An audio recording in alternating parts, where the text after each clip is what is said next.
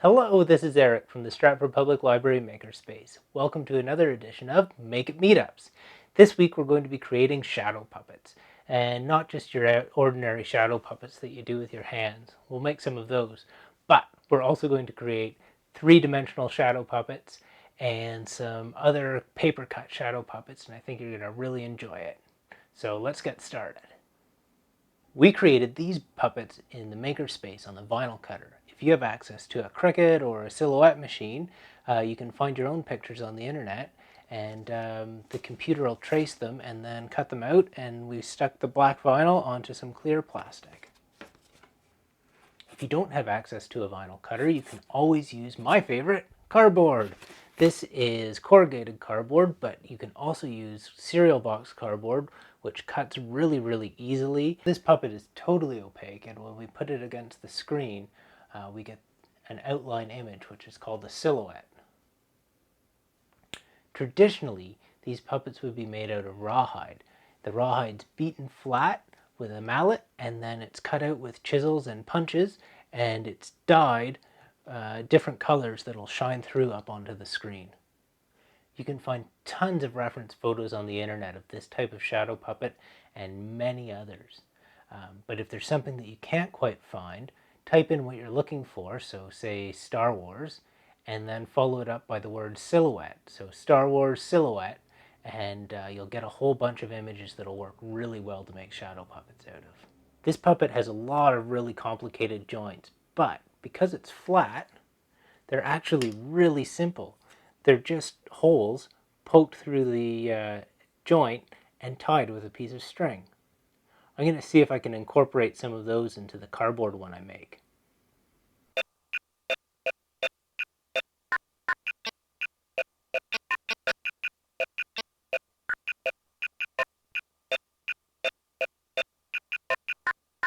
It's pretty awesome how well those twist ties work as joints, and he looks really amazing on the screen.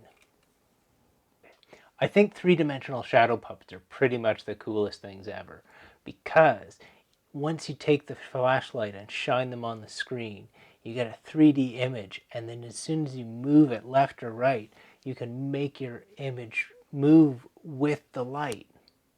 So I just take my flashlight and I hold it in behind, and I can change my focus, but I can move around and I can pan, and it looks like it's moving just like a movie.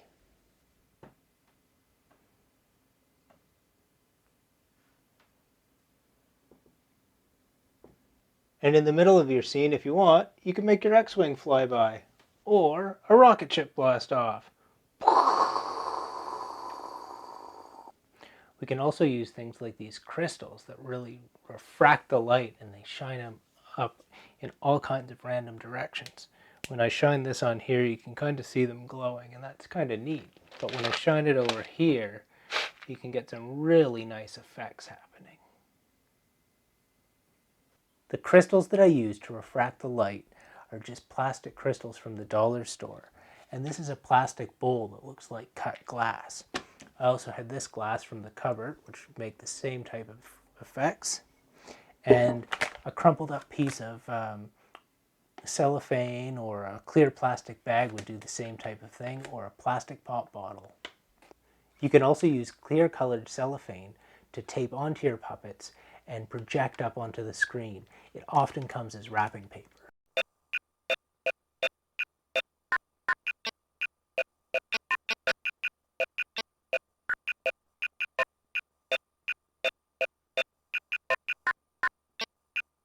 You can create shadow puppets similar to the ones that we created on the vinyl cutter by using old containers out of the recycling. This is the lid off of a lettuce container, and you can draw on them with permanent markers, so you can get that color effect that'll shine up onto the screen.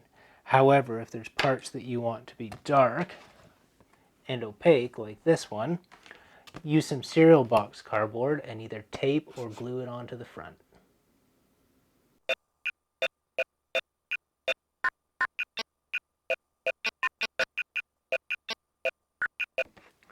This is the magazine image that I cut out and just stuck to a piece of paper. And when it comes in, it can do a flyby.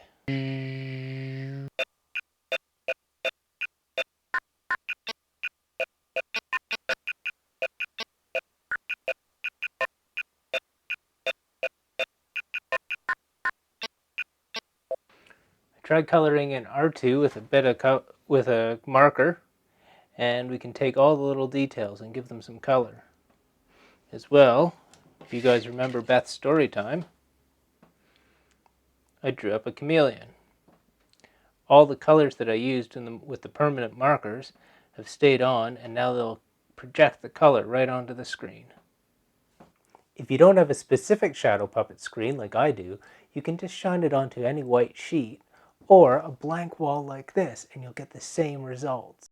Don't forget all the amazing ebook titles that you can find on the Libby app, and Canopy Kids has some super fantastic programming.